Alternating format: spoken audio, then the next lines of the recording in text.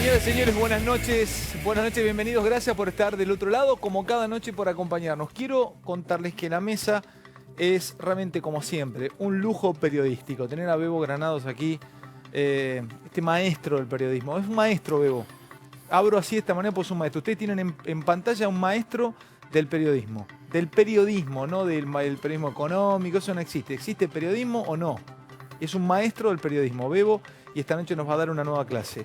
Otra maestra del periodismo, Mariel, muy jovencita. Mariel no ha llegado a los 25 años y aquí con nosotros. Bueno, otro, ¿qué les puedo decir? ¿Sabés que voy a conducir la fiesta de Fopea, no? Pero excelente noticia, muy buena. Va, ¿te la quemé? Bueno, de la premisa que teníamos bien, para el premio de investigación de Fopea, el pero va a Congreso. ser un placer, pero ahora después vamos a hablar. Bienvenido, Dani. Javi, querido, bienvenido, maestro. Gracias. Qué noche. Ariel Korenberg, ¿cómo le va? ¿Qué tal? Gracias. Lo sacamos de un recital de David Lebón. Sí, gracias. Bueno, atentos con lo que tengo. Vendo aquí. Les cuento, armamos un simposio. En unos minutos estarán con nosotros estos tres pensadores. Moti Ben-Yakar, él es psiquiatra, está aquí con nosotros. Moti Ben-Yakar, que está aquí, que le estoy mostrando su rostro allí difuminado, pero bueno, se nota y se ve. Vivió a los 18 años en un kibutz en Israel y tiene en su espalda 5 guerras. Estuvo en la guerra de los 6 días, estuvo en Yom Kippur, estuvo en la guerra del Golfo, siempre trabajando sobre lo que él consideraba, hasta que comenzó a estudiar el trauma y luego lo empezó a trabajar como situación disruptiva. Él considera, él es un psiquiatra, en los manuales de psiquiatría figuran sus tesis sobre el trauma o la situación disruptiva. Sí. Estrés postraumático. Exactamente. Este señor estará en minutitos con nosotros charlando de emociones y charlando de psiquiatría. Bueno, Danilo Perrosetti, médico ultra reconocido, argentino. Los tres estarán en la mesa. Y él es Fernando Torrente. Fernando Torrente es psicólogo, conductista, es un maestro, también un pensador, trabaja en la Fundación Favaloro. Son tres pensadores, pero como pocos tenemos en Argentina, y estarán conversando de la vida. De eso se trata, de la vida. Todo saldrá en esta charla con ellos, pero por supuesto primero estaremos hablando de justicia, de economía y de política con mis compañeros. Yo ya me siento porque hay mucho, y quiero decirles que voy a pedir ahora sí, Pela querido, un primer plano para Santoro. Y voy a pedirles a ustedes del otro lado que observen el mayor primer plano que puedan para ver si, como se dice en el póker, no sé si se llama blurea o blufea, no me acuerdo cómo se le llama, a un gesto que cuando un jugador de póker hace un gesto imperceptible, uno puede saber qué cartas tiene. Santoro tiene hoy una carta judicial que va a dar que hablar los próximos 15 días en Argentina. Se va a, si se cumple, o por lo menos no sé cómo querés manejarlo. Por eso yo, ¿por qué lado viene y qué querés adelantar? Lo que quiero adelantar es que hay una pulseada entre el fiscal Stornelli y el juez Rodríguez por la detención de la viuda de Daniel Muñoz, que es obviamente el canal de acceso a 70 millones de dólares de las coimas de los cuadernos. Además estaremos charlando con Javier Calvo, el Aduana Gate de la selección a remate. Qué buen tema, qué buen tema. Y la polémica por las PASO, el plan para erradicar las PASO. Y Lorenzetti contra los trolls. Estaremos charlando esto con Javi. Mariel trae documentos, placas. Scioli enfrentará su primer juicio acusado de un negociado con las UPA. Esto lo traemos, Mariel. Sí, porque hoy hubo una novedad importante judicial, una mala novedad judicial para Scioli. Y voy a la economía porque Bebo Granados les va a contar el peor momento económico, las 3 etapas que lo demuestran. Son 3 estadios que demuestran este momento económico argentino, Bebo. ¿Sabés cuál sería el título del coloquio de idea? No. Terapia de grupo. Terapia de grupo. Te lo regalo para los que van a Es muy venir bueno. después. Terapia de grupo. Sí. Ariel Korenberg, investigador del CONICET, intelectual, pensador de la economía, nos va a plantear hoy un inquietante título.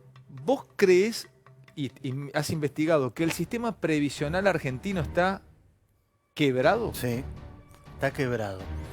Y la causa Escuchen, de esa crisis, de ese quiebre, se da cada 10 años, cada 20 años.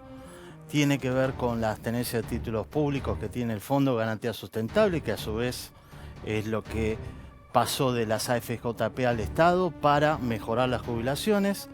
Y tiene que ver con cuestiones estructurales que están en el centro de nuestra crisis macroeconómica, que es economía en negro, que es moratoria, que es promesas de jubilaciones que son infinanciables tal cual está estructurada la economía en función de la inestabilidad e inflación que tiene permanentemente Argentina. Más a tierra, ¿cómo me lo podrías decir? Para entenderlo más fácil aún. No alcanza el dinero para pagar las jubilaciones. ¿Por culpa de quién? De las políticas económicas, y que los jubilados en realidad son los principales acreedores del Estado. No los fondos buitres, no los inversores internacionales. Los jubilados presentes y futuros, que somos los que estamos acá. Y además hay 3 placas, voy a arrancar con eso también, que trajo Ariel. Se va a preguntar, y creo que él sostiene que no alcanza con Vaca Muerta. ¿Lograremos ser alguna vez la Arabia Saudita de América Latina? ¿Habrá dromedarios? ¿Habrá camellos caminando por la 9 de julio? ¿Existirá esto alguna vez? Lo vamos a hablar con 3 placas también. Bueno, vamos a arrancar con todo lo que ha venido pasando en estas últimas horas. Arranco con vos, Dani. Voy con este título impactante que me prometiste en esta noche. ¿De qué se trata esta noticia judicial? ¿Qué se está hablando a esta hora? Ahí tenemos unas placas para mostrarle a la audiencia, si vos las querés mostrar. Acá hay una pelea de fondo entre el fiscal Stornelli y el juez Rodríguez. Stornelli quiere que se detengan y se embarguen todos los bienes de la viuda de Daniel Muñoz, el secretario privado de Néstor y Cristina Ale, que fue un eje de la recaudación de los bolsos con dinero. Para ponerme la primera placa, porque si vuela no la alcanzo a leer. No me cambien, chicos, las placas. Stornelli pidió al juez Rodríguez detener y embargar a Carolina Pochetti y sus socios.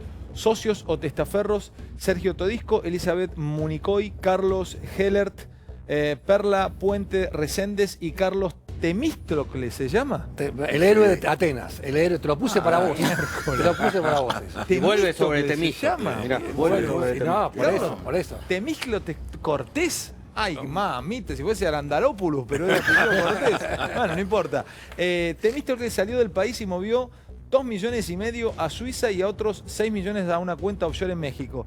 A ver, seguí, Dani, con la placa. Claro, entonces el fiscal Stornelli dice no, deténgalos y embargue estas cuentas porque siguen moviendo la plata que yo creo se robó Daniel Muñoz de los cuadernos de las coimas, ¿no? Dame otra placa más, ahora sí la segunda placa para poder leerla. Esta es la foto de la viuda de Daniel Muñoz. Daniel Muñoz falleció el año 2016, era un remisero que pasó de remisero a ser un multimillonario con 70 millones de dólares en edificios y cuentas bancarias en Estados Unidos, Suiza y Andorra. Por el 2015 vendieron los inmuebles, se hicieron transferencias a cuentas del exterior, integra el directorio, como decíamos, de varias sociedades. Entonces, en las próximas horas se definiría qué cosa, Dani. Esta pulseada, ¿vos te acordás que ya Stornelli el año pasado pulseó con el juez Rodríguez por debido? Finalmente la Cámara Federal le dijo, detenga y desafuere al exministro de Planificación en la causa de Río Turbio. Bueno, va a haber una definición en esta pulseada sobre estos personajes que son claves para 2 cosas.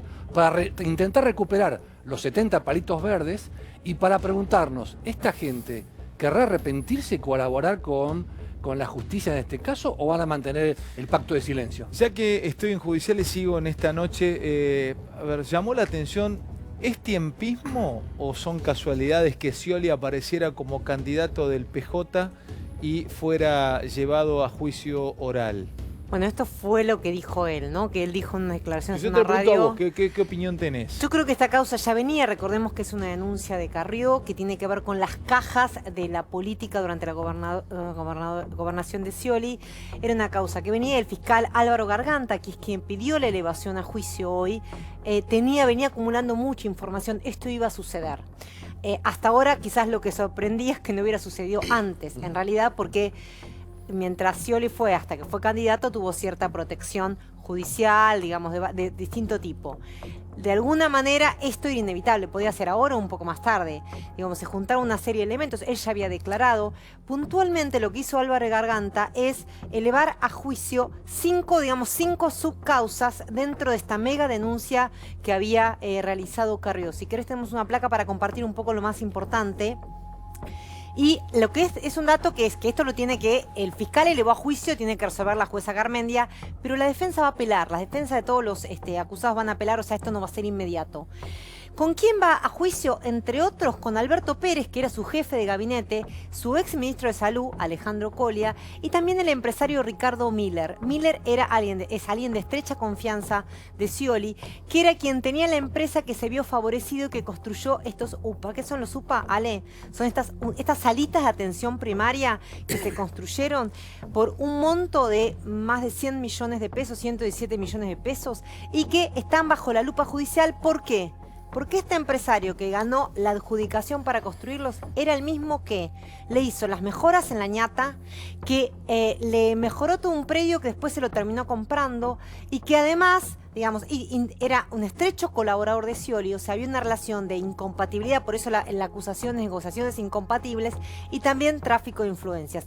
Un empresario favorecido que a su vez favoreció al ex gobernador. ¿Me querés decir algo, Bebo? Perdón. No, estaba atento porque además, sí, de alguna forma siempre gozó de cierta protección Scioli, durante mucho tiempo. Y es cierto lo de Pérez, porque a Pérez lo conozco bastante. En realidad compró muchos cuadros Pérez. No se sabe si era un amante de la pintura, pero sí, son dos personajes muy extraños. ¿Y vos qué parece- Perdón, Mariel. Me parece que ahí no es casualidad el tiempo, es cierto lo que dice Mariel de que debería haber sucedido antes, pero así como nosotros a veces, sobre todo acá, marcamos el tiempismo de Comodoro Pi, Claro.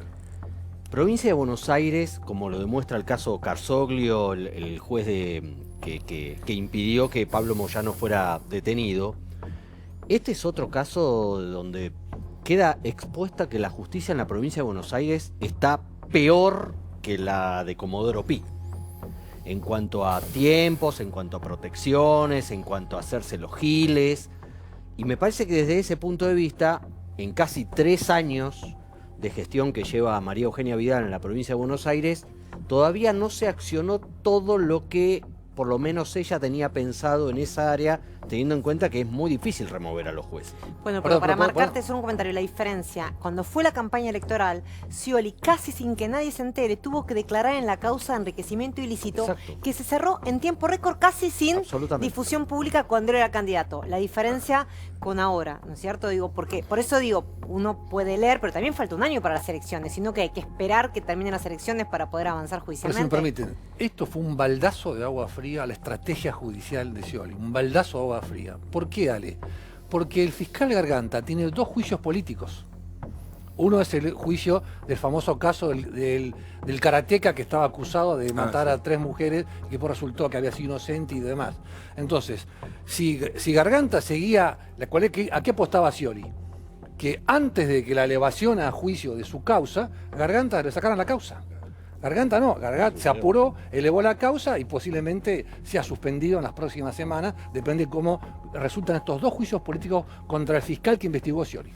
Mariel, una más y voy No, con Corenberg y luego con dentro Bebo de- y Javi. De estas 5 causas que le va a juicio, además de la de los UPA, que es quizás una de las más conocidas, hay otras 2 que son muy importantes, que es el tema del manejo en IOMA, la obra social de la provincia de Buenos Aires, en que había empleados que crearon un circuito paralelo para beneficiar a una serie de empresas que daban atención domiciliaria, médica domiciliaria. Ahí está involucrado un funcionario, un cercano a Scioli, que era Antonio Lascaleia, y también el tema de Aguas de Buenos Aires, que está también implicado y citado, también convocado a la elevación a juicio oral, que es Escaleria, que es alguien muy cercano a Scioli, vinculado en su entorno. O sea, no solo él, sino sus exfuncionarios más cercanos también están en esta convocatoria. Voy con Vaca Muerta, Bebo con la situación económica y Javier con las PASO. Me voy a meter con esto. Qué buen tema que trae Calvo. Allí lo tenemos. Y está la tapa de perfil. La tapa de perfil. La etapa de perfil La etapa de incompleta, perfil porque nos es faltaba el Bombaten, partido de River, que acaba de terminar hace un Sí. minuto con derrota de River, pero hay un fotón del juez Carzoglio y una bomba con el juez Carsoglio. ¿Cuál es el increíble. fotón? ¿Lo puedo mostrar? Sí. El juez Carsoglio en la platea de Independiente, club que es dirigido por los Moyano y que además se toma vacaciones. A partir de ahora, el juez Carsoglio se toma vacaciones con la expectativa que tiene el gobierno de la provincia de Buenos Aires, sobre todo el fiscal, el procurador general de la provincia, de que no vuelva. Pero pará. Esta foto es Que no explosiva. Un juez debería debería excusarse de la causa, porque vos no podés juzgar, investigar a Independiente siendo parte de la hinchada Independiente. Hermano, Sí, no, pero, 24 horas antes. pero lo pregunto, es explosiva, pero para entenderlo, ¿el tipo podría decir soy hincha de un equipo de fútbol? Pará, hay más. Ah, ¿hay más? Hay más implicancia, van a aparecer más pruebas de la vinculación de él. Hay fotos con- con el Partido Justicialista, de Avellaneda. Bueno, pero todo el mundo sabía. Hermanos, 24 Sí, horas antes dijo, exactamente. yo sé que lo van a absolver, no va a haber ningún problema con Pablo Moyano. 24 horas antes estaba seguro. Y además todo el mundo sabía que era peronista. Pará. ¿Qué? Escúchame, los jueces romanos cuando ven un cadáver se preguntaban ¿a quién beneficia? ¿A quién benefició la filtración de que un fiscal pidió la detención de Pablo Moyano la semana pasada? Lo dijimos acá el Lo viernes dijimos, pasado. lo Justamente. discutimos acá. Entonces, por eso tiene Igual- dos pedidos de juicio político y un sumario Igual- que le abrió ahora el Procurador General de la Provincia de Buenos Aires, Contegram. Claro, O pero el tiene que haber propio otras fiscal cosas. Escalera, que había pedido la detención de Moyano, también pidió la recusación del juez. Del ¿no? juez. Porque Exacto. consideró que había perdido la imparcialidad más por sus declaraciones públicas en esa conferencia de prensa. Pero en ese caso Ya le vengo doy la con razón. Bebo, párate, Lito, vení Dale. conmigo. Dale. Perdón, me decías Dale. Bebo. No, dale. No, lo digo que tenés razón, que por ir solamente a la cancha, él tiene todo el derecho del mundo a ver un partido de fútbol. No, él había dicho que su hijo era vocal de Independiente, había sido vocal de Está bien, Independiente, que nunca se mostró así no. una foto de él en la cancha. Está Es bien. difícil Sí. investigar a los Moyanos y E sos igual de todas maneras muy de es Independiente. la tapa bomba de Perfil. La tapa bomba del diario Perfil en manos de Javier Calvo, que es director de diario Perfil. Señoras y señores, Ariel Korenberg para mí es uno de los hallazgos de este año también. Hallazgo, porque Bebo ha sido hallado hace muchos años en el medio periodístico. Pero Ariel Korenberg, hombre del CONICET, estudioso, profesor das clases de UNGA, ¿no? Doy clase de crecimiento económico. Das clase de crecimiento económico. Y además economía argentina en San Andrés, en la Universidad de San Andrés. Economía argentina. Sí, Pero de duro. crecimiento económico casi no tenés que dar nada. Exacto, Es me teoría, especialicé, teoría. me especialicé en este país en el crecimiento a largo plazo. Venite de este lado, Ariel, y yo Dale, me voy a poner vamos. de aquel que me es más fácil. Aquí. Dale.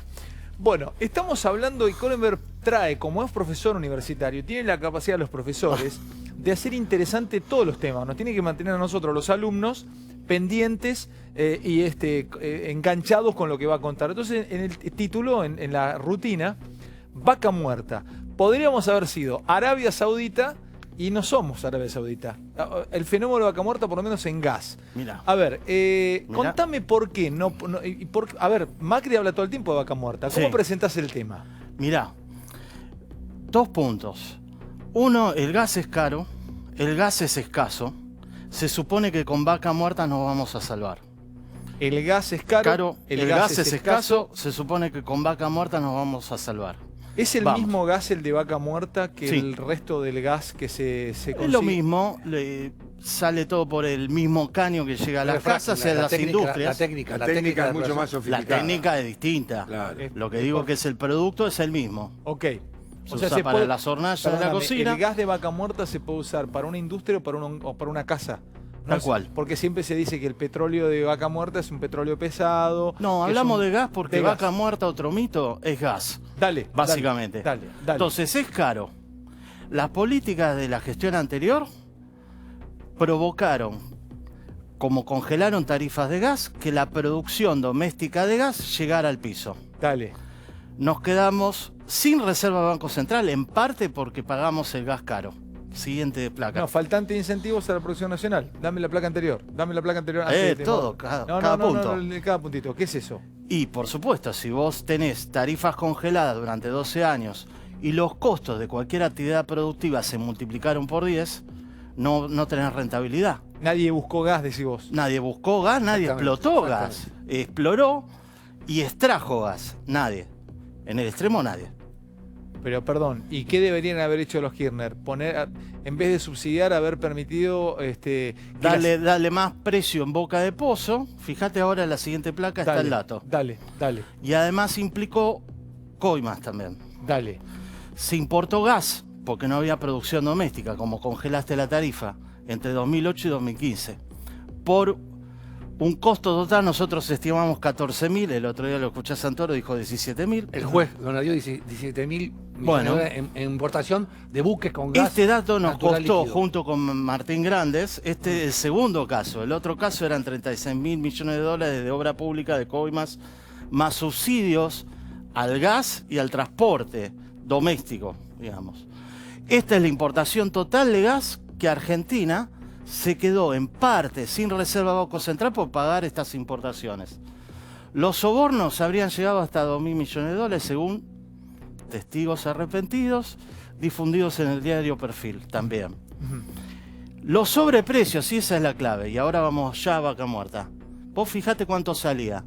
De 11 a 14 dólares, la unidad física es millón de BTU. Si importar salía 14. Al productor doméstico le pagaban 2. Lo repito. Importar salía 14 desde Indonesia. Al productor doméstico le pagaban 2. 7 veces menos. Perdóname, Ariel, esto era Ariel. porque se subsidiaba el consumo, Sí. pero no se subsidiaba la producción. La producción. Exactamente. Ariel, Traerlo de Bolivia, un dato más. traerlo de Bolivia hubiese salido aproximadamente, no sé lo que costó esto, entenderlo, entre 4 y 5 dólares. O sea que incluso importarlo de nuestro todo el hermano a equipo, Bolivia sí. nos salía mucho menos. Voy a preguntar Repito, la pregunta de la noche. Dale. No entiendo por qué lo traían de afuera 14 si al de acá le costaba 2. quizás sea esto. Hay una Yo causa, tampoco entiendo. Ariel, permíteme una cosa nada más. Dale. La causa madre de Cuadernos de las Coimas, sale, es la causa por la importación irregular de buques con gas natural líquido. Es una traición a la patria hacer eso. Esa es la causa por la cual Bonadío reclamó, Bonadío lo mete preso a Barata en la causa esta, de estos buques, y la ex mujer de Centeno, Horowitz, va y declara y dice, no, yo lo conozco a Barata. Ahí se inició la causa de los Cuadernos de la Coima, donde Bonadío procesó a De Vido y a Barata, pero se avisó mal el peritaje, ahora se hace un peritaje nuevo sobre cuántos fueron realmente los Dame una sobornos. placa más, la de Ariel, con el interesantísimo informe de por qué no somos Arabia Saudita con Vaca Muerta, o por lo menos con Y el gas en entonces, Argentina. no se pudo explorar y extraer vaca muerta durante la gestión anterior. Y en la presente se está intentando, recuperando precio al productor, de invertir en vaca muerta. Pero, tanto en la gestión anterior como en la actual, lo que quiero desmentir, hay mitos y realidades de todo esto. Vaca muerta es importante para la provincia de Neuquén. Fíjate el efecto. Esto es duplicar el PBI de Neuquén. Es importante porque la facturación del sector en Neuquén se multiplica por 4. Siguiente placa y ya termina. Dale. Pero a nivel nacional hay un dilema. Al PBI argentino pasa de 0,5 puntos a 1% el crecimiento del producto. O ¿Ese sea, es el impacto de Vaca Muerta? sí, del es PBI? regional. Ahora. Es regional, pero no nacional. Esto tiene que ver con un concepto. Con la soja nos salvamos, la renta de la soja nos salvamos. Con la renta de vaca muerta nos vamos a salvar, ¿te acordás de la gestión anterior? Y un poco se dice ahora. A nivel macro no. A nivel macro, ¿es necesario vaca muerta? En parte sí, porque el gas convencional. Ojo, que acá se incentivó vaca muerta para generar negocios. Está bien, Ariel, pero yo En te su puedo- momento. pero nos ven muchos yo lo que te neuquinos, a digo- mí me pone feliz que se salven los Sí. neuquinos, aunque Sí, sea. Exacto. Lo que te digo es lo siguiente. Tremendo Dale. informe. Ellos dicen que Pero en 3 años... este número, para cerrar, te quisiera Sí. comentar. Ellos dicen que en 3 años Vaca Muerta se puede exportar 15.000 millones de dólares. ¿Es cierto eso? En 3 Mira, años. ahora Las se está exportando a exportaciones- Chile. Yo te digo una Sí, se cuestión. está exportando a Chile. Sí. Durante la década perdida de los 80, Sí. hubo superávit comercial, es decir, más expo que impo. ¿Por qué? Porque no había demanda. No, claro. El PBI per cápita caía Sí. o estancado. Claro. Ahora tenemos una nueva década perdida. El PBI per cápita estancado y hace esto. Se está exportando a Chile porque bajó la demanda de gas en Argentina. Sí, señor. Acá lo que hay que lograr es exportar al mismo tiempo que producir. Exacto. y se incentive Pero, la actividad Ariel, económica. Para dar una idea de la dimensión de Dale, todo esto. dale. Yo escuché economistas que dicen que uno de los talones de Aquiles de la economía de Cristina Kirchner Sí. fue haber gastado 17.000 millones de dólares importando gas. Sí, sí, ese y fue eso el- fue lo que lo llevó al cepo cambiario. ¿Me Eso equivoco? fue- ¿No fue así? Exactamente. Porque fue el gran Imposible origen No del fue lo déficit único, fiscal. pero la magnitud es muy importante. Claro que sí. Claro que sí. Además, ¿cuándo se vino quedó el sin cepo? divisa el Banco Central. 4 días después que Cristina saca el 54% de los votos. En Ya no toma la para más. reelección. Llegamos al punto. O Se sea que ganó, provo- listo, basta. Cerrar la Provocó puerta. dos cosas. Déficit energético y comercial, más Sí. impo que expo, Sí. por el gas importado. Claro. Por el gas importado, perdón, puedo decir Sí. al cohete, digamos, a $14, cuando podría haberlo importado de Bolivia a 4. Claro. O pagarle 4 al producto doméstico. Los buques. Chicos, no llego con el Dale, resto de dale, los perdón. chicos y quiero pararme con Bebo las placas Dale. y las paso que se ponen en duda con Javier Calvo. A ver, Bebo Granado les va a contar el peor momento económico, las 3 etapas que demuestran el peor momento económico de Argentina. ¿Querés tirarlo acá o querés tirarlo en el tótem? Acá. Vamos acá. Dale, Bebo. Bueno, querido. la inflación, todo el mundo sabe, la de septiembre es 6,5. El dato que tengo de economía... Para una sola cosa, antes que yo, déjame ir preguntándote porque lo va a hacer Dale, más, dale. más acelerado, más interesante. Tranquilo. Creo. La inflación de septiembre es 6,5, pero Sí. Maxi Montenegro me trajo ayer una placa con la inflación mayorista Ah, sí, la mayorista es alta. y va a dar 74 al año. No, pero lo que pasa es que la mayorista viene incluido todo el precio del combustible y del gas, más todos los productos Pero importados. ya pasó acá la mayorista. La mayorista, una parte pasó acá, porque esto es lo que se calcula para los próximos meses. Por eso te digo que no va a tener tanta repercusión. Yo quiero El saber, mayor- me preguntaban muchos amigos ayer, el número que dio Montenegro de la Sí. mayorista, El mayorista dentro es de cierto. dentro de 2 meses, cuando vaya a comprar hierba, No tiene nada que ver. ¿ya está? No Ya me está. sube más la No, hierba, no me no. sube la nafta, nada. No, porque los precios están con $1.40. Pará, a $1.40. repetime eso, los precios están con $1.40 hoy ya. Sí, hace rato que están. Y si Lo que está el pasa- dólar en 37, ¿por qué no baja a 3 pesos? Te cuento, cuando estaban en 28 el dólar, los precios quedaron en 24 porque pensaron que no iba a seguir subiendo más. Cuando el dólar tocó 40, 41, los mayoristas te cuentan que los precios tocaron $1.40, se estoquearon, estoquearon con $1.40. El que Y tiene esto, el ¿sabes Bebo qué? que va de lo micro de la micro a la macro. No, vamos a el la resto micro. de los economistas muchas veces van de la macro a la micro. Este no, este va desde el cuevero las explicaciones van desde la tierra hacia lo otro, hacia la grandeza. Es que es así.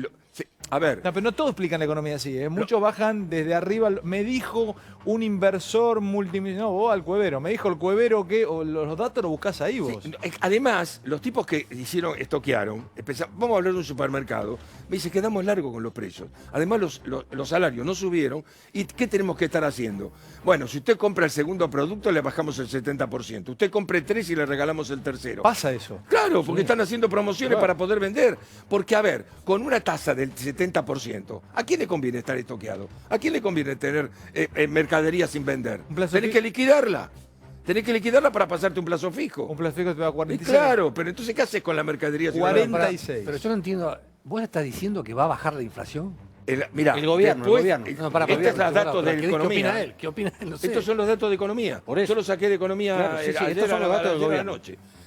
Ellos piensan que porque no se vende y que hay recesión, y además con las promociones, 5,2 en octubre, en noviembre el 2,8, porque en noviembre es un mes flojo en inflación, y sí sube en diciembre el 3%. Pero todo esto con asfixia económica, con el torniquete, con ajustes, sin ventas. Que no te pase esto del 5. Ahora, acá, y ¿no? 48 va a ser todo el año. Es el número 48 todo el año. Todo el año, que es muchísimo. ¿Y qué te parece? Pero, 48. ¿cuál tu opinión es? ¿Es probable que empiece a caer la Yo curva del creo, aumento de la yo inflación? creo que del 6,5 va a bajar. Ahora, si estos números Pero a yo la los- mitad yo va los a pongo bajar. con un signo de interrogación. Estos dos los pongo con un signo de interrogación. Pero que va a bajar del 6,5, sí, seguro. Hoy, El 6,5 puede ser una opinión cortita.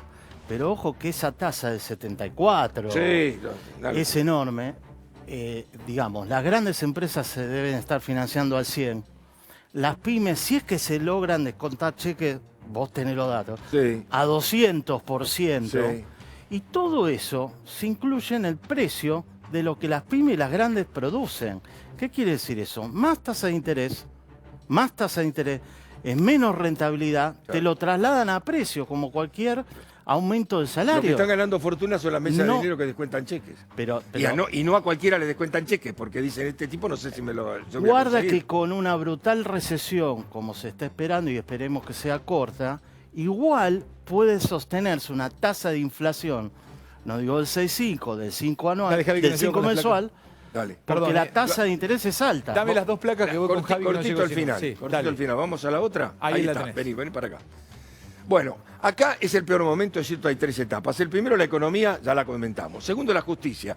Economistas de la Universidad de Buenos Aires y la Federación Capital, me lo dice Martín Redrado, se escamotearon en 12 años 36.000 millones de dólares. Esa es la cifra que le dan a todo el mundo. Vieron que ustedes contaron 5.000 de los barcos regasificadores, esto de las obras públicas. Bueno, son 36.000 millones de El dólares. estudio de él. Hola.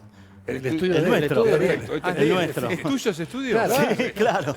Bueno, muy bien. Primer plano Gorenberg. Mirá, se pone colorado. Mirá, Junto con Martín vos le estoy Grande. haciendo- Pará, estoy pará, haciendo vos promoción. estudiaste esto, Ariel. lo Por dimos eso acá, quiero ¿te que lo acordás? vea Argentina. Este señor estudió lo que se chorearon los garcas en el último tiempo. 36.000 millones, Ariel.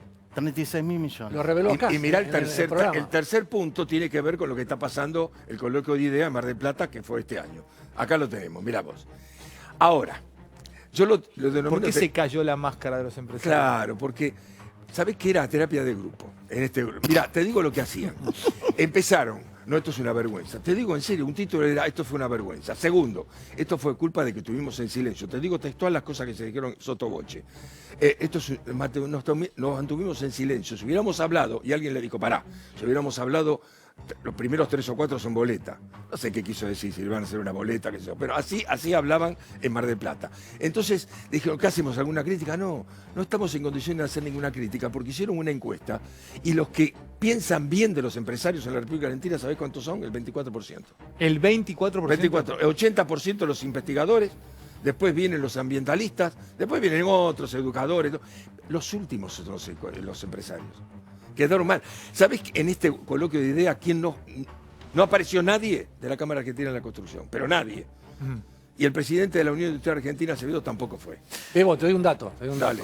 La causa de los cuadernos de las coimas, que está terapia, Sí. recién empieza. Ah, Comillas dice una fuente judicial. Bueno. Así que sigan haciendo terapia. ¿Sabés por qué no Recién van? empieza. ¿Sabés por qué no Recién van? empieza. Porque tienen miedo de lo que viene. Bueno, Por eso. exactamente. ¿Puedo con Javi o no llegó? Que ya estamos con los doctores, están ya entrando. Ah, voy con Javier Calvo. Poner unos minutos para hablar de las PASO, que cuestan plata, que la verdad que no se sabe bien para qué están. Bueno, no sé, es una herramienta que se puso hace cuántos años las PASO. Y se instauró como ley durante el kirchnerismo. Porque se dice son una encuesta nacional, las Sí, PASO. era una buena idea, pero que siempre al estilo argentino, las buenas ideas, en la traducción, digamos, son ideas suecas, que a la aplicación argentina se transforman Africano. en Mozambique. El claro. rayo Con todo argentinizador. respeto. Claro. Bueno, las PASO le están. ¿Cuándo son las PASO? En agosto del año que viene. Ya, Mariel. Sí. Ya estamos encima. El gobierno dice que Agosto, no quiere, claro, en octubre son las elecciones, las pasos son 2 meses antes. El gobierno dice que las va a mantener, pero cada vez hay un movimiento, tanto en Cambiemos como en el peronismo, tendiente a postergarlas, suspenderlas, eliminarlas. Para eso hay que tener una ley. El planteo formal, que buena parte de la ciudadanía lo va a comprar, es económico. Sí. Nos vamos a ahorrar 6.000 millones de pesos.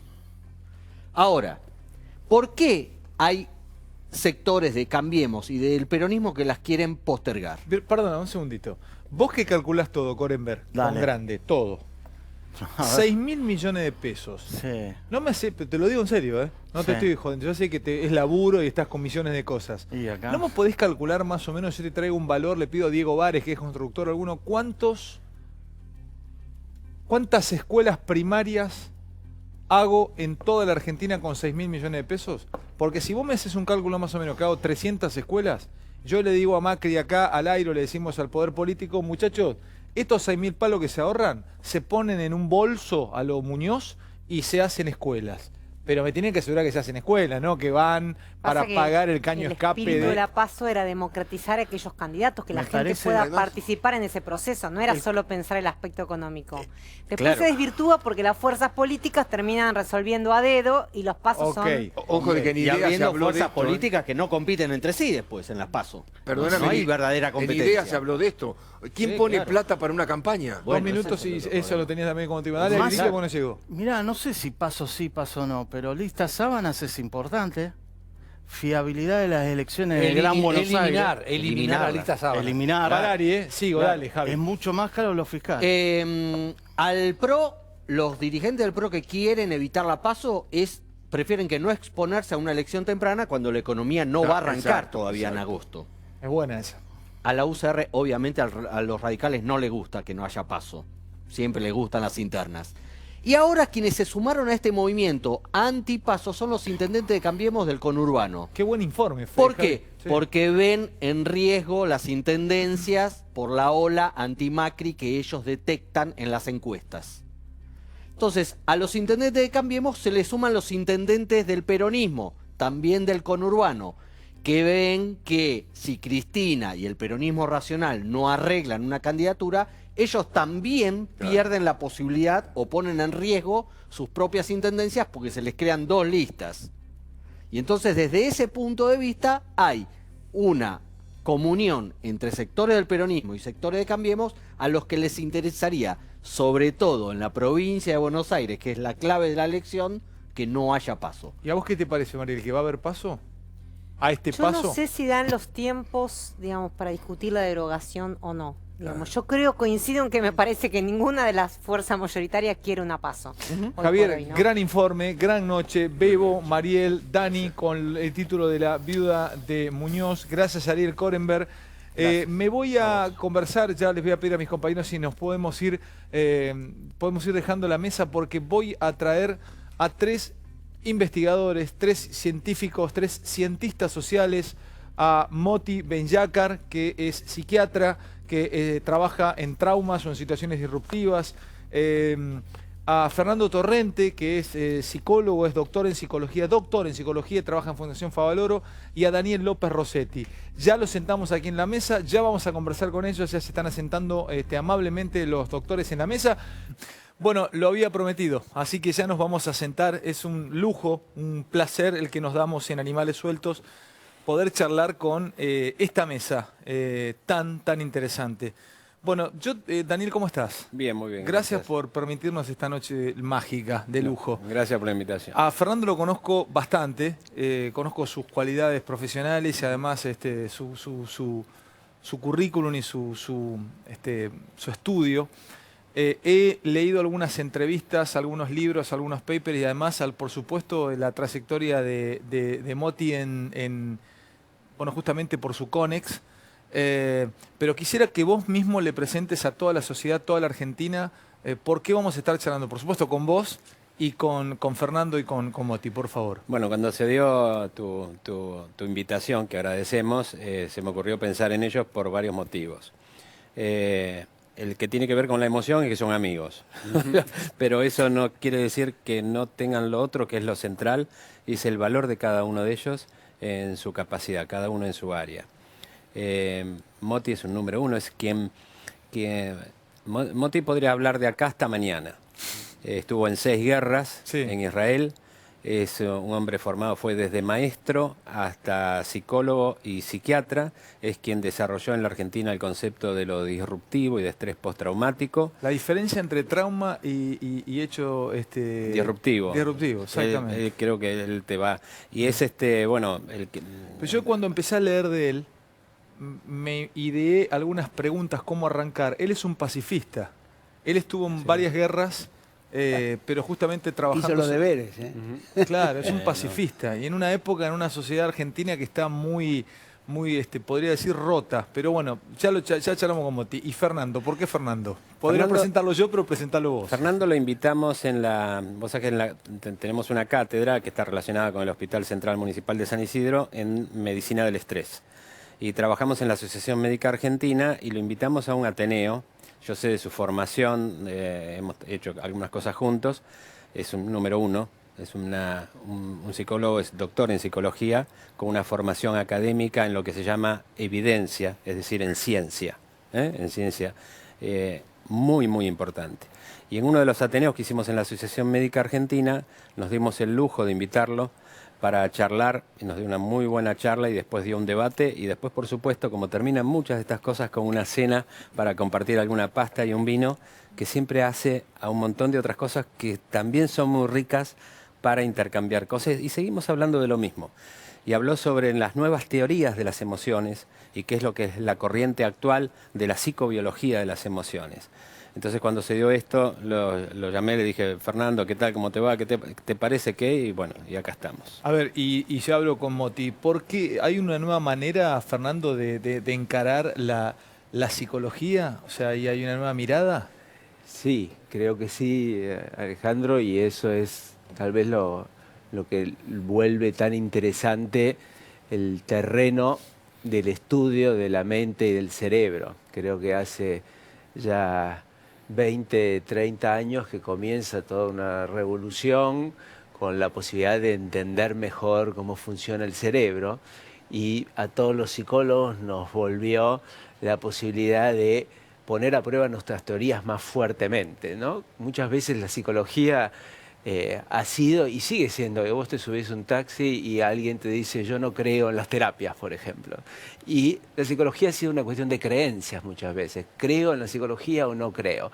Creo que desde hace unos 30 años para acá, la psicología ha empezado a madurar de una manera en la cual podemos pensar que ya no es una cuestión de creencias, por lo menos en el sentido que esa frase nos decía. Sería creciencias. Creciencia, estamos en esa fase. Claro, por la supuesto, fase de estamos claro. muy lejos del invitado que tuviste la vez pasada, de la Facundo. física. No, de Edelstein. Claro. Estamos muy lejos de ciencias duras, pero la psicología ha empezado a madurar y a hacer experimentos, a poner a prueba lo que dice, sus tratamientos a comprobar si realmente resultan, como un fármaco se pone en la calle hoy haciendo toda una serie de pruebas. Bueno, lo mismo en los tratamientos psicoterapéuticos, o sea, hay una nueva psicología mucho más abierta en todos los sentidos, dialogando con las neurociencias, dialogando con otras ciencias y poniendo a prueba con experimentos.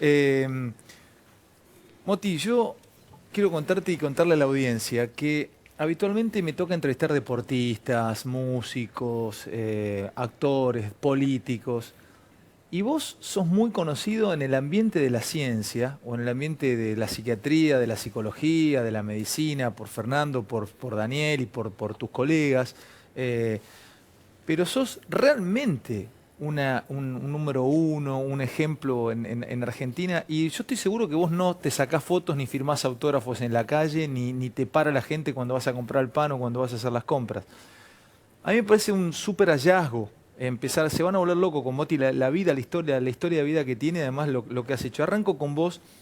Te fuiste desde muy joven a un kibutz a vivir a Israel y allí te quedaste y no volviste más. O sea, te tomó allí de muy jovencito la guerra de los 6 días y después te encuentras en el desierto del Sinaí combatiendo, siempre ayudando, nunca tomando un arma, pero siempre ayudando a aquellos que vivían el horror de la guerra. Sin embargo, estuviste, después luego la guerra del Golfo también la viviste. Y sin embargo te consideras un pacifista. Yo abría el programa así. ¿Por qué te consideras un pacifista? Si te tocó estar en 5 o 6 guerras. Bueno, de todo te agradezco por la invitación y estoy un poco, que no soy muy conocido y el hecho de que me digas todos estos datos me lleva a vivir de vuelta todas esas situaciones. Cuando yo fui a un kibutz, como dijiste, después de haber sido maestro acá en Argentina y estudiado psicología, etcétera, era pensando en poder formar una sociedad diferente, un hombre diferente, un hombre que le interese al hombre y que no solamente esté corriendo atrás del dinero o esté corriendo atrás de hacer carreras, etcétera, etcétera. ¿Qué es un hombre que le interese el hombre? Es el hombre que trabaja por el bienestar de la sociedad y por el bienestar del otro, ¿sí? Yo ordeñé vacas durante 6 años y ahí fue cuando también estudiaba psicología, ordeñando vacas y pensando de que se podía vivir distinto a una sociedad diferente. Eso es lo que pretendíamos construir en ese momento. Cuando llegué a Israel, ahí se desató la primera guerra y yo fui uno de los 11 profesionales que formó el Servicio de Salud Mental del Ejército de Israel.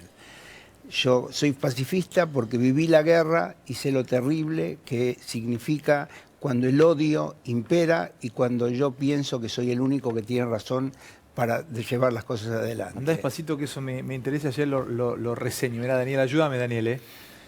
Cuando el odio impera y marca la unidad de un pensamiento o que yo tengo la razón, ahí realmente la esencia humana se complica. La esencia humana se pone de manifiesto. De manifiesto. Y eso es lo terrible cuando aparece esa parte del ser humano. Cada uno de nosotros tiene dentro de sí mismo sensaciones muy terribles, tiene emociones muy fuertes y tiene sentimientos, que ese es el tema que tenemos acá, que a veces nos lleva a pensar que yo soy el único que tiene la razón y mi manera de pensar esa es la que tiene que dominar. Moti, ¿el sentimiento es dado por la cultura o el sentimiento es innato, viene en mi aparato psíquico? Te lo cuento así sencillito como es la cosa, ¿sí? La diferencia entre sensaciones, emociones y sentimientos. ¿sí? Sensaciones, emociones y sentimientos. Debo anotarlo como cosas diferentes. Sí, las sensaciones, te la las cuento. Cuando vos te encontrás con una chica en la calle y de repente te empezás a sacar algo que le está pasando internamente, esos son tus sensaciones. ¿sí? Cuando vos a la chica le empezás a tocar la mano o ella te está mirando y estás manifestando qué es lo que estás sintiendo adentro, esas son las emociones, quiere decir que son esas cosas que de adentro se tiene, y los sentimientos es cuando vos podés poner todo eso en palabras, le podés decir, la verdad, ¿por qué no vamos a otro lado a seguir hablando? Ahí es cuando podés poner esas sensaciones que tenés y esas emociones que transmitís y lo podés poner en palabras. Vos me podés decir, ¿para qué esa diferencia? ¿Es para la academia, para lo que sea? Y la respuesta es no. Porque hay gente que no puede poner sus sensaciones, ¿sí? en palabras. Entonces lo pone en el cuerpo. Y ahí es donde vienen todas las enfermedades psicosomáticas. Para. La segunda, ¿por qué son? Sensaciones, emociones y sentimientos. Sí, eso es esa diferenciación es una diferenciación. Okay, perfecto. Si yo no puedo pasar las palabras, no puedo transmitir lo que siento y no puedo pasar del primer estadio al último... Esto me vuelve al cuerpo. Y ahí es donde tenemos todos los problemas gástricos. Te lo pongo a modo de ejemplo, ¿sí? Cuando vino, para ponértelo en cosas actuales, y el tema del corralito, que ahí nosotros, cuando la gente quedó atónita y que no sabía para dónde disparar y no sabía cómo se podía poner en pensamientos lo que pasaba, ahí nosotros vimos la cantidad de gente que empezó con enfermedades cardíacas y enfermedades gastrointestinales, ¿sí?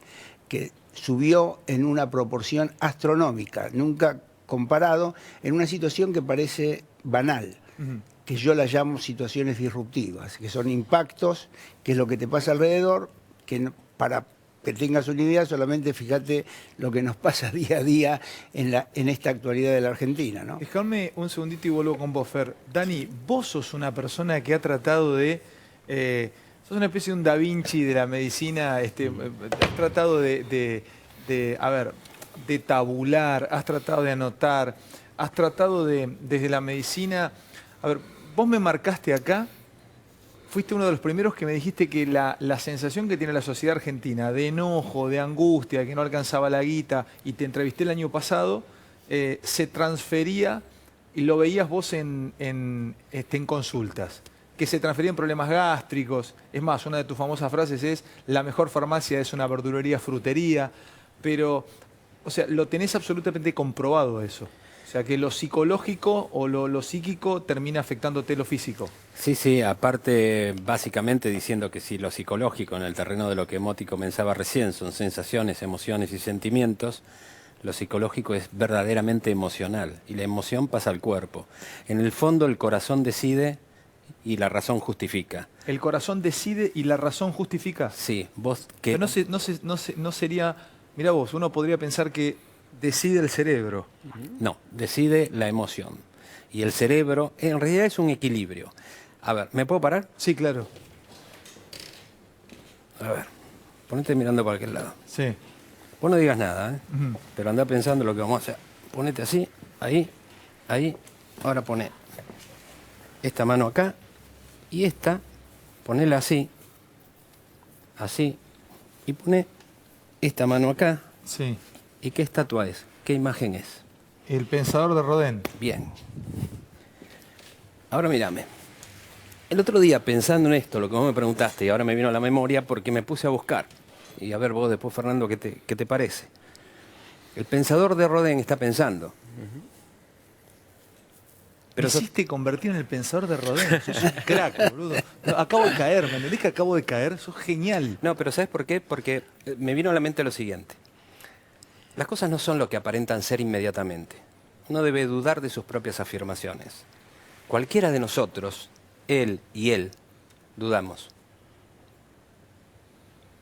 La duda es esencial. Si no dudas, es porque el cerebro dejó de pensar y se cristaliza y el agua se convierte en hielo. Ya no se mueve más, dejaste de pensar. La antítesis del pensamiento. El pensamiento es dudar. Pensando en qué, sostengo que no somos seres racionales, que es provocativo porque somos seres racionales, Alejandro. No somos seres racionales, somos seres emocionales que razonan. Es decir, tenemos millones de años de evolución de sensaciones, de emociones y sentimientos, y el lóbulo frontal emerge en un momento, en muy pocos años, dan los aviones, la tecnología, la ecografía, la resonancia, energía igual masa por velocidad de la luz al cuadrado. Entonces digo, el pensador de Rodin estaba pensando y me empiezo a investigar. Aparte lo vi en Francia, está acá en la Plaza de los Dos Congresos. Está pensando. La realidad es que hasta Rodin pensó que sentía y no sentaba. No era un pensamiento lo que tenía, sino que sentía. Porque la realidad del pensador de Rodin es que si es cierto que no somos seres racionales, somos seres emocionales que razonan, debe estar sintiendo. Y cuando vas a ver la historia, te das cuenta que Francia le pide a este escultor, a Rodin, que haga una puerta en bajo relieve, dando la idea y la noción para lo que iba a ser el Museo de Arte Decorativo de París, en Francia, iba a ser la Puerta del Infierno de Dante Alighieri. Y cuando él hace la Puerta del Infierno de Dante Alighieri, lo pone arriba a Dante Alighieri, y lo pone como el poeta, no lo pone como pensador. Pone un Dante Alighieri arriba, que está pensando y sintiendo, en calidad de poeta, porque lo llama poeta, su obra, La Divina Comedia.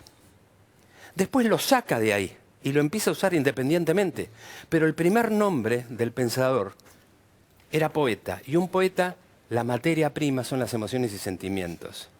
Con lo cual, sería un neologismo, un invento, pero habría que preguntarle a Rodin si pudiésemos trabajar y viajar en el tiempo y el espacio, pero a lo mejor le podríamos llamar el sentidor de Rodin. En vez del pensador de Rodin. En vez del pensador de Rodin. Fer, Polémico. Es buenísimo. Es polémico. Fernando Torrente, otro pensador, otro realmente cientista que está aquí con nosotros. Por supuesto es una cuestión absolutamente mía y de él, pero él me ha ayudado muchísimo en mi vida personal, muchísimo. Y cuando capté la palabra sentir, vos me enseñaste a diferenciar lo que yo necesitaba realmente de lo que era una cuestión de ansiedad. Me lo enseñaste, me fue una práctica, así como aprendí a pegar el revés con topspin cuando tenía 6 años o a volear, vos me enseñaste eso y yo lo aplico hoy, después de 4 años que yo trabajé a tu lado.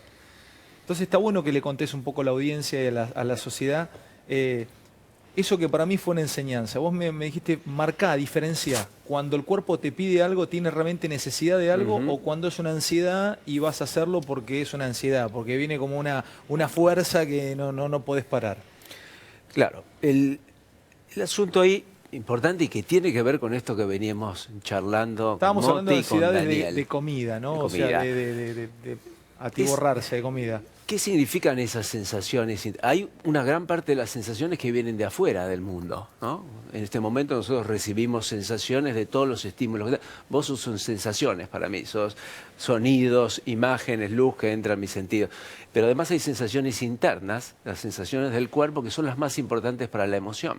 Es un gran pensador de las emociones llamado William James, un psicólogo famoso, de los grandes psicólogos de la historia, decía, si a la rabia, al enojo, le quitamos los puños apretados, el pecho que estalla, la mandíbula apretada, no queda nada del enojo. Todas esas sensaciones ¿Cómo son... decía William James? Si le quitas todo Si le lo quitas el gestual, enojo, todas esas sensaciones que vos tenés cuando estás enojado, los puños apretados, la mandíbula apretada, el pecho que estalla, el corazón que no late. sé si estás enojado. No sabes si estás enojado. Él dice, queda solo una intelección gélida, queda esa idea de que estoy enojado, que alguien me hizo algo que vulnera algo para mí importante y que yo sé.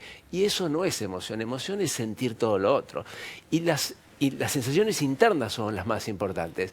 Y muchas veces no detectamos bien qué significan esas sensaciones y tomamos acciones o hacemos cosas creyendo que esas sensaciones significan ciertas cosas.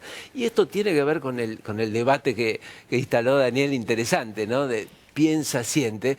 Y por ahí las nuevas teorías de la emoción lo que nos dicen es, no están separados una de otra cosa, no es tan fácil distinguir, ni siquiera decir viene esto y viene después. En nuestro cerebro las cosas tienden a ocurrir en paralelo. Entonces, al mismo tiempo que ya se activan, como todo ocurre en milisegundos, milésimas de segundo en nuestro cerebro, ciertas sensaciones internas ocurren ¿con qué? Con ideas, ocurren con lenguaje. El lenguaje nos sirve, entonces ponerle la palabra, esto es ansiedad, y esto es lo que refería a Motti, si yo puedo utilizar una palabra para identificar ciertas sensaciones, ya empiezo a tomar un nivel de regulación de las emociones automáticamente por poner esa palabra. Ya voy a Motti porque tengo algo con su vida y con su estudio y tiene que ver con la sociedad argentina, pero vuelvo con vos. El otro día me contaba Edelstein, hablábamos de Maldacena, que está candidatado, es posible premio Nobel de Física, es argentino, y Edelstein, José me contaba que, bueno, que ellos con el acelerador de partículas, entre otras cosas, bueno, han trabajado hasta ven taquiones o trabajan con muones y nada, y te sentís la nada misma por el numerito que sos en el universo. Pero claro, todo el tiempo él no te dice, no, eso no puede ser. Eso aún no se ha estudiado, te dice. Y yo me voy a meter con un tema que a Facundo, por lo menos Facundo Manes, le da mucha vergüenza, y él es neurocientista, y yo le digo, Facundo, te pido por favor que no avances mucho más sobre la psicología, porque yo quiero que el inconsciente siga estando, yo no quiero que entren ahí. Quiero que no sé si lo van a encontrar una vez en el cerebro, dónde va a estar, déjalo ahí. A ello, déjalo ahí, quiero seguir soñando, quiero que salgan las cosas que tengo reprimidas. A ver, contame, vos que sos vos caminás por esos dos ámbitos, porque te veo todo el tiempo en INECO, trabajás en Fundación Favaloro, sos un estudioso. ¿Qué pasa con el choque de la ciencia con aquello que es creencia? Yo creo que es cada vez menos choque, creo que... ¿Es menos choque? Sí, nos tenemos que olvidar de esas distinciones que ponen tabiques donde no lo hay. En definitiva, sí vamos a encontrar, y ya sabemos que el 90 y pico % de los cómputos de las cosas que hace nuestro cerebro ocurren a niveles de inconsciente, que es inconsciente. Eso ya se sabe que cuánto del... No, el poner cifras, yo dije algo casi como una metáfora, muchas. No nos gusta hablar cifras porque eso es incomprobable y eso forma parte de lo que no podemos decir. Pero gran parte de lo que hacemos día a día los seres humanos, de cómo funciona nuestra mente y nuestro cerebro, funciona de modo inconsciente. Luego en ese inconsciente podemos poner muchas cosas distintas, desde cómo hace mi cerebro para encontrar las palabras que yo estoy utilizando ahora para armar una frase gramaticalmente correcta, o tal vez ya sí otro tipo de inconsciente, que es el que refería Freud, de vivencias o representaciones reprimidas que no acceden a la conciencia salvo en ciertas ocurrencias. Pero que existe el inconsciente, existen distintos inconscientes, inconsciente cognitivo, inconsciente reprimido, y eso ocurre en el cerebro. ¿Dónde más? Esto creo que es la discusión que ya casi nadie se plantea, de que la mente ocurra en algún lugar que no sea el cerebro y sus interacciones. Porque ahí tenemos, vos planteaste, las emociones están en la cultura del cerebro, en ambas. En la cultura y en el cerebro. Claro que sí, están en nuestras relaciones, construimos emociones con nuestro lenguaje, con nuestras experiencias, denominamos los lenguajes, las emociones de modos diferentes, pero todo eso ocurre en el cerebro. Si yo sufro una lesión en el cerebro, el edificio de la cultura, por lo menos para mí, cae, sigue funcionando alrededor mío y los otros la sostienen para mí.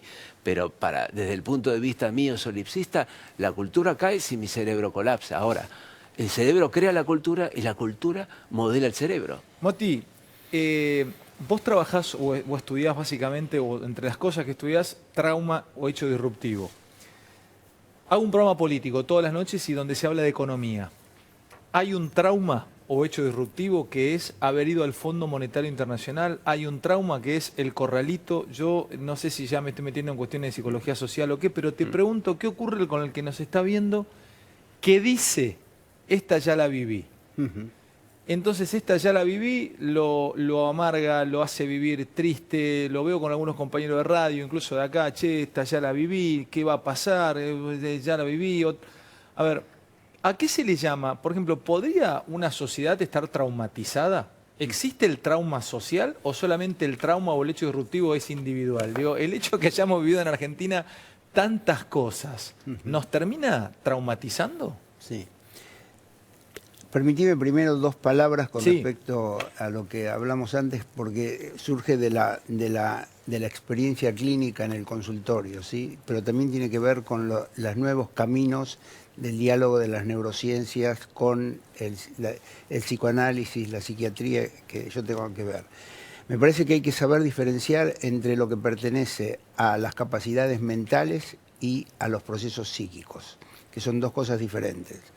Y es importante porque yo puedo ser una persona que tenga las mejores capacidades para manejar un avión, pero psíquicamente estar absolutamente trastornado. ¿Diferencias mental de psíquico? Sí. Por eso eso es un tema de por sí. Por eso quiere decir que yo puedo psíquicamente tener una cantidad de habilidades de poder conducir un auto, relacionarme contigo, etcétera, etcétera, pero psíquicamente puedo ser un perverso, psíquicamente puedo estar absolutamente frustrado, angustiado, etcétera. Quiere decir que la articulación entre las neurociencias, por un lado, con lo que tiene para brindar el psicoanálisis, la psicoterapia, etcétera, etcétera, es sumamente importante. Déjame que me abriste otra puerta, para, ya vuelvo. Por eso, ¿a qué se le llama en psicología frustración o en psiquiatría? Bueno, hay muchas maneras de verlo, pero son aquellas cosas que tienen que ver con mis propias sensaciones, mis propias emociones que no pueden ser expresadas o que recibe permanentemente un rechazo y eso se lo puede ver frustración. ¿No tiene que ver solamente con aquello que yo no logro hacer? O no solamente con lo que no logras hacer, sino con aquello en nuestra vida vivimos permanentemente frustraciones permanentes. ¿En nuestra vida vivimos frustraciones permanentes? Sí, o sea, no podemos lograr todo lo que nosotros queremos. Quien no puede vivir con esa falta, quiere decir lo que no tengo, sí, ahí es donde empiezan todos los problemas psíquicos, etcétera, etcétera. Pero esto lo he hablado con Daniel, Bien. ¿Cómo me planto? Ahora vuelvo al eje. ¿Cómo me planto ante una sociedad que me exige que tenga cada vez más cosas y que mi celular que cambié hace 6 meses ya es viejo? Sí. ¿Voy a vivir frustrado? Sí, Moti? o sea, la sociedad no te exige, sino el hombre, cada persona se relaciona con lo que la sociedad está transmitiendo de una manera u otra. O sea, si yo vivo frustrado, yo tengo que saber cuáles son los límites que tengo. La capacidad que nosotros tenemos es poder enfrentar los límites que cada uno de nosotros tiene, ¿sí? O sea, si lo que me hace feliz a mí es cambiar el celular, o lo que me hace feliz a mí es tener las nuevas zapatillas que últimamente salieron, digamos, mi vida se reduce a algo muy escueto. Pero ahora, yo quería solamente, en modo general, yendo a tu pregunta, que me parece que es importante. Una de las conceptos y lo que yo trabajé mucho tiempo es, digamos, en qué manera se prostituyó el concepto de trauma. Cualquier persona que tiene un problema, ¿sí? Eso tiene un trauma. ¿Por qué? Porque no pudo lograr esto o aquello. Quien vivió los impactos, como decís, o sea, que me pudo a mí haber enseñado la guerra, hay un artículo que yo escribí que se llama "Del diván a las piedras", Quiere decir qué es lo que se aprende en el trabajo del diván y qué es lo que vos ves en las guerras en forma concreta. No toda persona que vive una situación que yo llamé disruptiva y que propuse a la Sociedad de Psiquiatría como un nuevo concepto, que quiere decir aquello que te altera tu vida, que te altera de afuera, no que te viene de adentro. Para. Aquello que me altera de afuera. Desde afuera. Si vos estás en un Pero accidente... un trauma también me lo altera de afuera. No. El trauma es única y exclusivamente psíquico. El trauma pertenece a vos. Nosotros dos podemos estar en la misma situación. En la guerra puede haber un bombardeo y para vos puede ser un impacto que cambió toda tu vida y para la otra persona puede ser algo que lo pudo enfrentar y no tiene por qué ser traumático. De ahí viene, ¿qué es trauma? Trauma es en la medida que vos perdés la capacidad de poder seguir elaborando. Si vos estás en una situación muy terrible, disruptiva, que yo la llamo terrible, y podés seguir elaborándolo, no hubo nada de trauma. El trauma no tiene que ver con el dolor, porque puede ser situaciones muy dolorosas que no tienen por qué ser traumáticas. El trauma no tiene que ver con una desilusión muy grande, como dice, tengo el trauma que mi novia me dejó. Hay algunos se ponen contentos, otros no, pero digamos, ahí se lo llama tengo el trauma. Y eso es banalizar lo que es el trauma desde el punto de vista psíquico. Quien vivió con personas que realmente tuvieron un trauma psíquico, quiere decir que no pueden seguir elaborando, no pueden seguir pensando, no pueden seguir desarrollando, eso pertenece al orden de lo traumático. Lo otro son impactos disruptivos que hay diferentes formas de poder enfrentar. Y ahora voy a vos, Daniel. ¿Una sociedad puede quedar con un hecho disruptivo como un corralito o como un quiebre económico cada 10 años, justamente marcada por eso? Sí, el trauma social, sí, es un concepto para los sociólogos, no para las personas de la salud mental. O sea, vos podés decir, y mirá hasta dónde te llevo, el Holocausto para la historia fue un quiebre en el proceso histórico. Pero en cada individuo, y yo te digo por personas que traté muchas personas de ellas, cada individuo lo vive en forma diferente. Hay personas que fue un quiebre en su vida, en su capacidad de seguir desarrollando, y hay personas que lo supieron enfrentar. El hecho que quedaste sin trabajo pues, es un impacto terrible, disruptivo, que hay personas que con eso se termina la vida, que pueden llegar a una gran depresión, a un suicidio, y otras personas que tienen la capacidad que nosotros llamamos resiliencia, que poder enfrentar eso en forma diferente. Lo terrible es cuando la sociedad no te permite ningún tipo de parámetros para poder desarrollar tu actividad. Lo vimos eso en el corralito en forma muy extrema. Quiere decir que cuando la incertidumbre de donde vos estás, cuando vos te vas a levantar de acá y sabés que mañana vas a seguir el programa, pero si vos te levantás de acá y no sabés qué te va a pasar mañana y cuál es tu vida de mañana, tu psiquismo ahí empieza a no poder encontrar posibilidades de desarrollo. Y vos podés pensar, pero a este no le pasó nada. Pero lo que no se sabe es todo lo que hay en el entorno que le permitió poder acomodarse de una u otra manera para seguir funcionando. Debe ser de las palabras que más se utilizan en el último tiempo en esta mesa, incertidumbre. Incertidumbre política, incertidumbre económica, incertidumbre judicial. Mirá lo que estamos aprendiendo en esta noche con estos tres maestros. Daniel, no quiero ni siquiera inducir la pregunta o lo que tengas ganas de hablar. Vos imaginate viste lo lindo que es escucharlos a los dos. A los tres. Bueno, pero viste cuando yo dije algo y dijo polémico, porque no piensa igual. Y eso es bueno. Porque si podemos hacer esa reunión en la Asociación Médica, lo vamos a charlar. Cuando viajamos con Moti de Chipre, del Congreso de la UNESCO de Bioética, a Israel, a la Universidad de Haifa, a presentar lo que hacemos en el Hospital de San Isidro, el programa de manejo del estrés. Tuvimos, ¿cuánto es el vuelo de Chipre a poquito? ¿2 horas? 2 horas. 2 horas. ¿Te imaginas lo que charlamos en esas 2 horas con Moti? De estos temas. Y fíjate lo que dice Moti. Dijo, si esa sensación no la elaboras, pasa al cuerpo. Se produce una enfermedad. ¿Y qué dice Fernando en un momento? Lo tenés que poner con palabras. Porque hay un dicho que dice, cuando lo pones con palabras, lo haces tuyo. Y fíjate qué claro que es lo disruptivo, la agresión, la incertidumbre. Hay un trabajo en Estados Unidos que es maravilloso. Estudiaron 148 millones de tweets, el contenido lingüístico de 148 millones de tweets. Y los estudiaron por Big Data. Y separaron, lo hicieron en todo el noroeste de Estados Unidos. Universidad de Pensilvania, un estudio aprobado por pares, lo que te digo es cierto. está aprobado por pares. Tomaron 148 millones de tweets y los separaron. Los que tenían palabras negativas, de contenido emocional negativo, no te quiero, morite, te odio, I hate you, fuck you, todas las malas palabras, y los tweets que tenían todas buenas palabras, te quiero, amor mío, te mando un beso, vamos a reunirnos, cariños, todo. Separaron los tweets. Vieron el contenido lingüístico, agresivo o no agresivo. En toda esa sociedad lo hicieron por zonas, donde predominaban los negativos y agresivos que transmitían palabras negativas que hacían mal al cuerpo, lo pintaron de rojo. Y donde predominaban, Alejandro, los positivos, de emociones positivas, lo pintaron de verde, hicieron un degradé.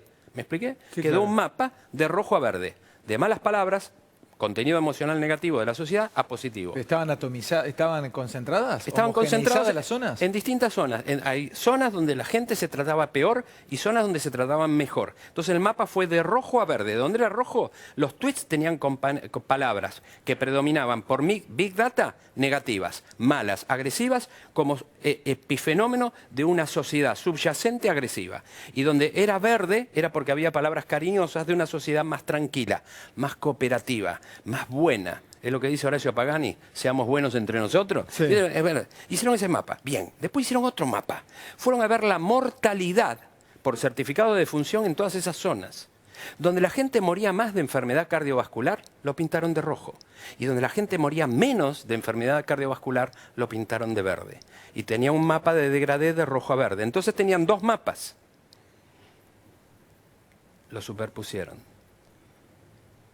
Donde la gente se trata peor, se muere más. Me jodés. No, pero increíble. Es decir, los tweets con contenido emocional negativo diagnostican más la posibilidad de morir en un condado norteamericano. Esto se hizo en 1387, creo, condados de Norteamérica, en el noroeste de Estados Unidos, 148 millones de tweets. ¿Se muere más la gente Donde se tratan mal. peor se tratan, se mueren más? Y si vos querés ver cuánto se va a morir la gente en esa zona, utilizando otros factores de riesgo como hipertensión arterial, diabetes, obesidad, sedentarismo, etcétera, estrés, etcétera, el solo hecho de manejar el tweet, donde la gente se trata peor, el valor inmobiliario debería ser menor. Vos te mudás de un condado rojo a uno verde, desde ya que vivís mejor, pero vivís mal, mejor, más, vivís más tiempo. En Londres, de la estación de subte de Westminster, donde el nivel socioeconómico es alto y la inequidad es baja, y la emocionalidad, obviamente, por calidad de vida es positiva, viajando hacia el este, 8 estaciones para allá, llegando a la octava, que es Canning Town, en cada estación baja casi 1 año y pico el promedio de vida. ¿En cada estación? Sí, señor. Te mudás 8 estaciones de subte y vivís 4 años más. Esto es evidencia. Sí, y agrego el tema del aislamiento social y las enfermedades psiquiátricas y neurodegenerativas. Ya hay cada vez más datos de que las demencias pueden predecirse a veces con algunos factores que están empezando, de tipo social más fuerte que factores genéticos u otros marcadores biológicos. O sea, el hecho de estar sostenido por una red social, afectos, una vida socialmente más rica, predice un envejecimiento más sano en todo sentido. Esto es fuerte. Ahora, retomo, Alejandro, lo que vos planteaste de la frustración y cómo separa uno de eso. Y creo que también en esto que yo planteaba de romper dicotomías, está claro que emociones buenas y positivas y negativas existen en algún sentido de esa etiqueta, pero también las negativas sirven para ciertas cosas. Las emociones negativas no son malas. El tema es cómo las tomamos, el modo en que las usamos. Yo puedo enojarme con Daniel, con Moti, con vos en un momento. El tema es cómo manejo y regulo ese enojo. Si sigo dándole máquinas, si puedo pararme de otra forma, si puedo aceptar el enojo como algo que es parte de la vida. En cambio, si yo realimento y utilizo eso como un estilo, vuelvo un rasgo. Yo sé que de a vos no te gusta funcionamiento. decir aconsejo tal cosa, pero ¿qué podría ser mejor? ¿Cortar el enojo en un momento? No, yo creo que, a ver, el enojo, las emociones no se cortan de ningún modo solas, aunque yo quiera. Hay algo que se llama... Pará, Fernando, pará. ¿No se cortan solas por No, más que yo quiera? no, que yo Pero es quiera, como no. una electricidad, es como que yo bajo la palanca y corto. No cortás, sigue Hay tu un cuerpo. dicho que dice, si uno no quiere, dos no pueden. Sí, pero eso lleva un tiempo. ¿Cuánto lleva ese tiempo de bajar el enojo para parar que tu corazón baje su frecuencia, para que tu cerebro apague las zonas del procesamiento del enojo, para que puedas cambiar la perspectiva de aquello que te llevó a enojarte? Eso lleva tiempo. De nuevo, ¿cuánto es? De segundos a minutos, días, semanas, meses. Ahí está la cuestión. ¿Cuánto tardo yo? Pero las emociones no. Está plagado de experimentos de lo que se llama supresión emocional. Cuando vos intentás suprimir emociones, las emociones tardan más en irse que cuando las aceptás. Entonces hay toda una corriente hoy que tiene que ver con entender la aceptación de las emociones negativas como una forma de procesarlas mejor. Cuanto más me opongo a lo que pasa, porque esa emoción tiene un sentido, tiene un significado para vos. El tema es cómo luego lo puedo interpretar, qué contexto cognitivo, interaccional puedo darle a esa emoción. Ahora, si la trato como algo que quiero apagar, el efecto de supresión de emociones es el rebote o la perduración de las emociones. Moti, también charlando el otro día con el físico cuántico, hablábamos de un ser creador o de un dios o de un ser sobrenatural. ¿Qué pasa con una persona como vos que vivió guerras, que que trabajó y trabaja habitualmente leyendo y has crecido en la psiquiatría, en la psicología, en la medicina? ¿Qué pasa con ese sentimiento oceánico, podríamos decir, hacia la religión? ¿Sos un ser religioso, sos un ser creyente, o después de haber vivido lo que viviste y haber trabajado con aquellos que sobrevivieron al holocausto, bueno, como decía Primo Levi, existe Auschwitz, no existe Dios? Sí. De todos esos, si soy un ser así, yo ante todo pienso que soy un ser humano. Y hasta ahí llego. Un ser humano que tiene creencias, un ser humano que tiene pensamientos, un ser humano que tiene sensaciones, sentimientos, y pienso de que cada uno ordena su vida, ¿sí?, en torno a esas creencias, o las pone dentro de un marco religioso y se ata a ellas, o empieza a poder tener muchas veces la capacidad o la posibilidad de poder ponerlas a juicio si realmente todavía siguen sosteniéndose, o ponerlas en ideales, o ponerlas en acciones, ¿sí?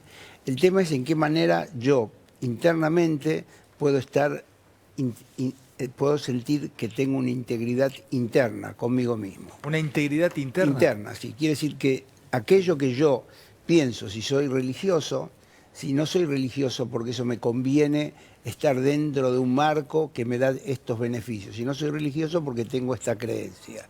Y si yo no soy religioso, ¿sí?, yo no es porque rechazo o no quiero saber de que existen a lo mejor fuerzas mucho mayores que yo, porque yo, el hombre, soy lo máximo que puedo. A mí me parece que en forma personal, a mí todas las experiencias de vida me sirvieron en mi vida, en mi trabajo cotidiano, en mi consultorio. Me resultaría muy difícil pensar a alguien sin experiencia de vida que pueda ayudar a otro, ¿sí?, que poco a poco necesitamos vivir todas esas cosas, pero con una coherencia interna de que eso es lo que creo, aunque puede ser que dentro de mañana, el otro día, pueda yo seguir pensando diferente. Lo que a mí me queda claro que mi actividad profesional no tiene nada que ver con las creencias. Mi actividad profesional tiene que ver con qué manera yo entiendo que pasan las cosas, y no es por lo que creo, sino que es por lo que elaboro, pienso, y con la capacidad de enfrentarme a cada situación sabiendo que yo no sé lo que le pasa al paciente, y no yo me estoy con él porque yo sé lo que le pasa.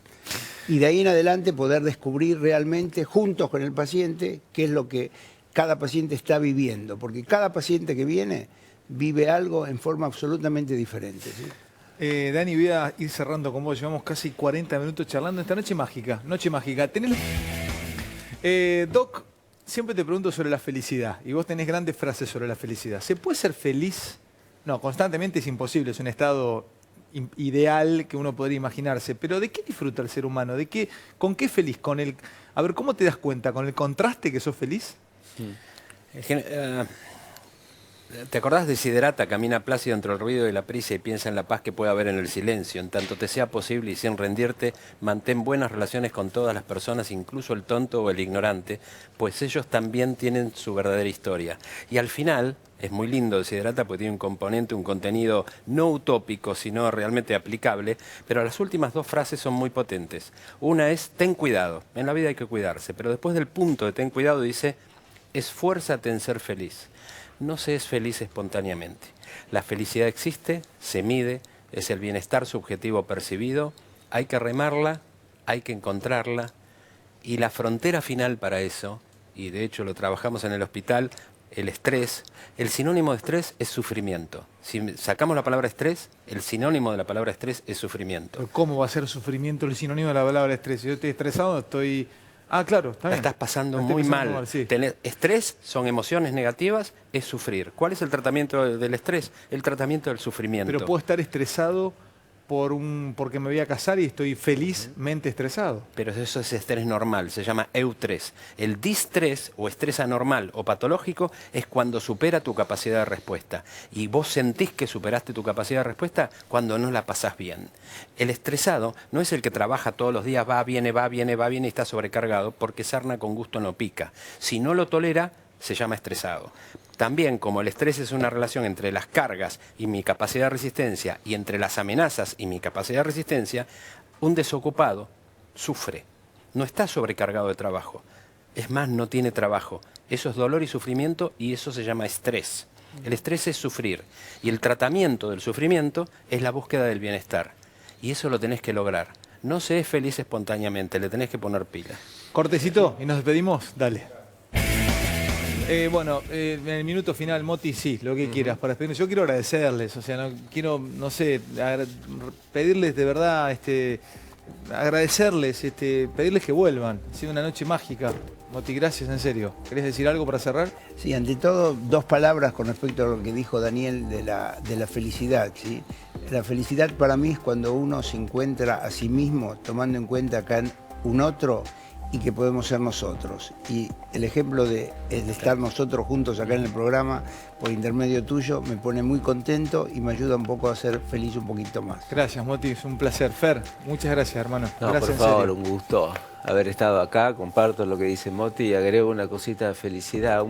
Muy rápidamente, un estudio grande sobre identificando a más de 2.000 personas en qué momentos del día y haciendo qué o de qué modo se sentían más felices. En general, cuando estaban pensando en cualquier otra cosa de lo que estaban haciendo, estaban más infelices que cuando estaban sumidos en una tarea. Gracias, Dani, por esta noche, gracias por la invitación y la pasamos bárbaro. Todos los libros de López Rossetti, absolutamente todo, del primero al último, él escribió Paraíso Perdido, entre otras cosas. Nada, es un crack, realmente. Gracias, en serio, Dani. Gracias por venir, Dani López Rossetti. Gracias de corazón a ustedes por habernos acompañado. Los veo el lunes. Lujazo, Animales Sueltos. Chau.